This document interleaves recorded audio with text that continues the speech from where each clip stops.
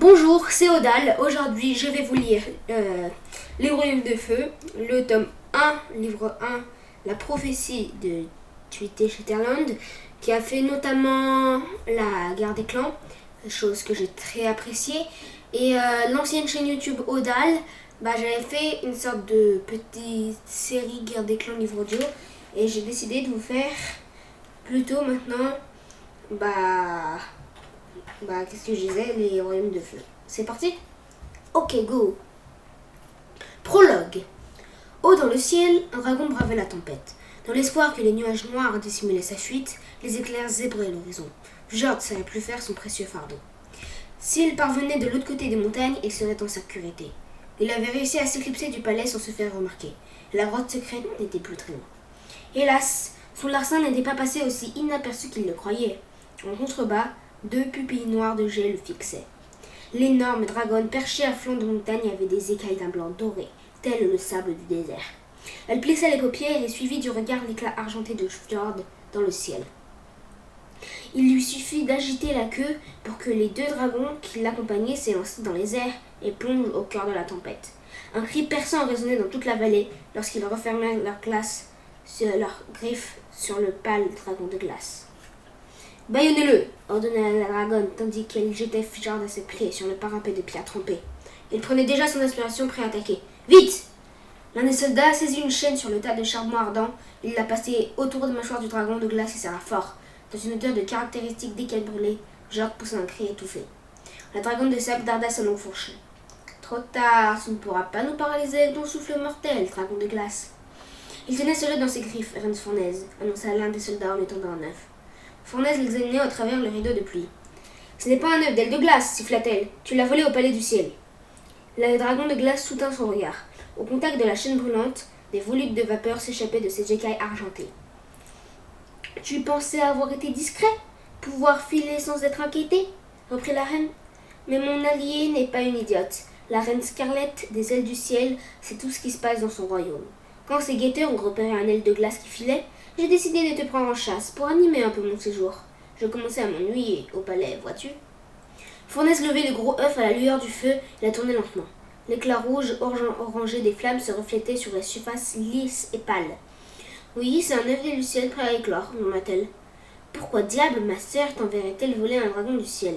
Flamme déteste tous les dragons plus jeunes et plus beaux qu'elle. » Elle réfléchit un instant. « Mais, à moins que... Mais oui, la nuit la plus claire, c'est demain. » Elle dressa la queue, tel un scorpion, frôlant Fjord de son aiguillon venimeux.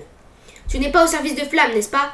Tu es un des imbéciles de pacifistes. »« Les serfs de la paix » s'étonna l'un des soldats, « parce qu'il existe vraiment ?» Fournaise s'esclaffa. Une poignée de vermisseaux qui ne supporte pas la vue du sang. « Détachez-le, il ne peut pas souffler de glace tant que ses écailles sont brûlantes. » L'énorme dragon de sac se pencha tandis qu'il libérait le prisonnier de sa chaîne. « Dis-moi, dragon de glace, tu crois vraiment au baratin pompeux des ailes de nuit? Vous ne trouvez pas qu'il y a assez de dragons morts dans votre guerre, répliqua Fjord. Cela fait 12 ans que Pyria est à feu et à sang. La prophétie raconte que... Je m'en moque, aucune prophétie ne décide de mon sort, le coupa Fournaise. Je ne laisserai pas un tas de vieux discours, une bande de bébés dragons me dire que je dois mourir, ni me dicter devant qui je dois me cliner. La paix régnera quand mes sœurs seront mortes et quand je serai la reine des ailes de sable. Sa queue venimeuse s'approchait encore davantage du dragon argenté. La pluie tambourinait sur les écailles de Fjord. Il la fixait sans détour en affirmant. Le temps de dragonner est venu, que cela vous plaise ou non, et ce sont eux qui décideront qui sera la prochaine reine de sable. Ah oui? Ness recula d'un pas en faisant tourner lentement l'œuf entre ses grippes. Elle sourit, glissant sa langue fourchue entre ses lèvres. Alors, dragon de glace, ta misérable prophétie parle donc de cet œuf? George se figea. Fournaise tapota légèrement la coquille. Ouhou! Y a un dragonnet du destin là-dedans, prêt à éclore pour mettre fin à cette vilaine guerre? Laissez-le! Gronda Fjord. Dis-moi, que devient ta fameuse prophétie s'il arrive malheur à l'un des 5 dragonnets? Vous n'oseriez pas! Vous n'autorisez pas un œuf de dragon, répliqua-t-il sans quitter les yeux celle qui tenait dans ses griffes. Plus d'ailes du ciel pour sauver le monde, ça serait vraiment dramatique. Elle se mit à jongler, faisant passer l'œuf d'une patte à l'autre. Il faut donc faire très attention à cette... Oups! Elle gesticulait comme s'il lui avait échappé par accident et elle laissa tomber dans le vide. Non! Hurla Fjord. Il repoussa les 2 soldats pour se pencher à bord du prépice, mais Fournaise refermait ses serres tranchantes sur sa nuque. Triste destin, commenta-t-elle. Dommage pour votre prophétie. Vous êtes un monstre, gronda l'aile de glace, au désespoir, en tentant de lui échapper. Nous n'abandonnerons pas. Les dragonnets mettront fin à cette guerre. Fournaise se pencha pour lui souffler au creux de l'oreille. Même si c'est le cas, ce serait trop tard pour toi. D'un coup de griffe, elle redisait ses ailes en lambeaux, tandis qu'il hurlait de douleur, puis d'un mouvement leste, elle abattit son aiguillon empoisonné sur son crâne et poussa son corps argenté dans l'abîme. Les cris du dragon de glace s'évanouirent bien avant qu'il ne résonne le craquement de ses os sur le rocher. L'aile de sable se tourna vers ses soldats. Et voilà, on n'entendra plus parler de cette idiotie de prophétie. Elle tendit la patte de sorte que la pluie lave le sang de ses griffes, puis dégrada. Allons trouver une autre proie. Les 3 dragons déplièrent les ailes et s'enfoncèrent dans la masse des nuages sombres. Quelque temps plus tard, au pied de la montagne, une grande dragonne couleur rouille découvrit le corps disloqué de l'aile de glace sur les rochers. Elle l'écarta délicatement pour se saisir d'un éclat de coquille avant de s'engouffrer à nouveau dans le labyrinthe de tunnels qui serpentait sous la falaise. Ses ailes frôlaient les parois de la pierre. Elle cracha une petite flamme pour éclairer son chemin dans les profondeurs de la montagne. « J'ai juré de servir la paix, souffla une voix dans l'ombre. C'est toi, Cresserelle ?